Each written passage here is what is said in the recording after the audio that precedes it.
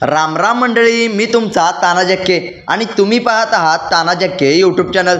तर मंडळी, महाराष्ट्राच्या राजकारणाचा केंद्रबिंदू सध्या पुन्हा एकदा मराठवाड्याच्या मातीकडे म्हणजेच स्वाभिमानी धाराशिव जिल्ह्याकडे वळला आहे।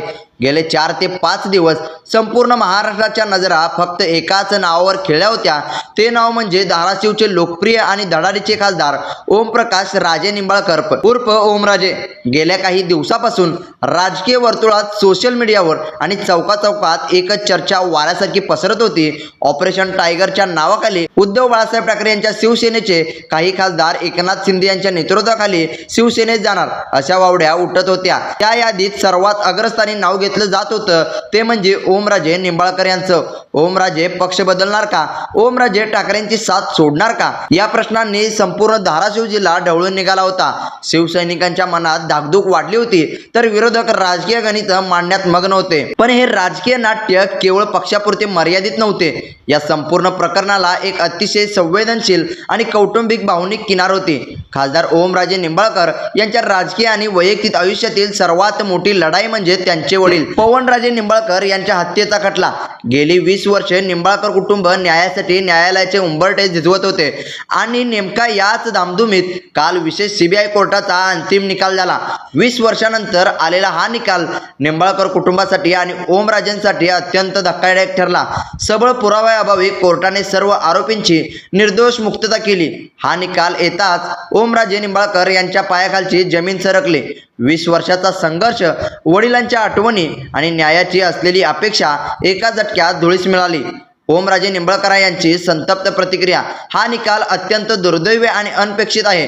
गेले 20 वर्ष आम्ही कोर्टात न्याय मागत आहोत। जर कोर्टाने सर्व आरोपींची निर्दोष सुटका केली असेल तर माझा न्यायालयाला आणि न्यायव्यवस्थेला एकच सवाल आहे, मग माझ्या वडिलांना, पवनराजेंना कोणी मारलं? त्यांचे मारेकरी कोण? न्यायालयाला राजकीय वैमनस्य मान्य आहे, पण पुरावे नाहीत असे म्हटलं जातं। आम्ही इथेच थांबणार नाही।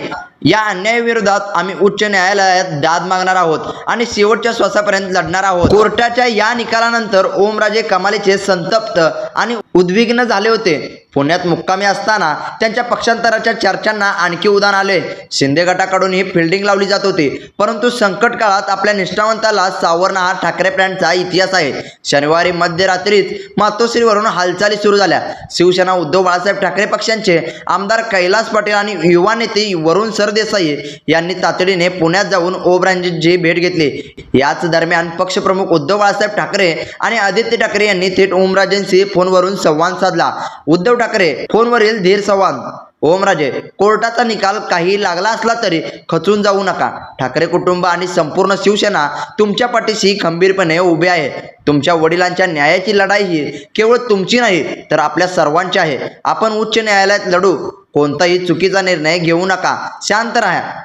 पक्षप्रमुखांचा हा फोन आणि कार्यकर्त्यांचे प्रेम पाहून ओमराजेंचे डोळे पाणावले। यांनी स्पष्ट केले की मी जो काही निर्णय घेईन तो धाराशिवच्या मातीत माझ्या रक्तासारख्या कार्यकर्त्यांना विश्वासात घेऊनच घेईन। आणि आज अखेर तो ऐतिहासिक क्षण आला आहे आणि 5 मिनिटांपूर्वी त्या क्षणाची एकदम निर्णय झालेला आहे, ज्याची वाट संपूर्ण महाराष्ट्र पाहत होता। धाराशिवमध्ये हजारो कार्यकर्त्यांचा जनसागर उसळला होता। प्रत्येक कार्यकर्त्यांच्या डोळ्यात धाकधूक होती आणि आपला नेता काय बोलणार। पण जेव्हा ओमराजे निंबाळकर स्टेजवर आले तेव्हा त्यांनी सर्व चर्चांना कायमचा पूर्णविराम दिला। त्यांनी स्पष्ट शब्दात जाहीर केले की ओमराजे निंबाळकर गद्दारी करणार नाही। ते उद्धव बाळासाहेब ठाकरे यांच्या शिवसेनेसोबतच प्रामाणिक राहणार।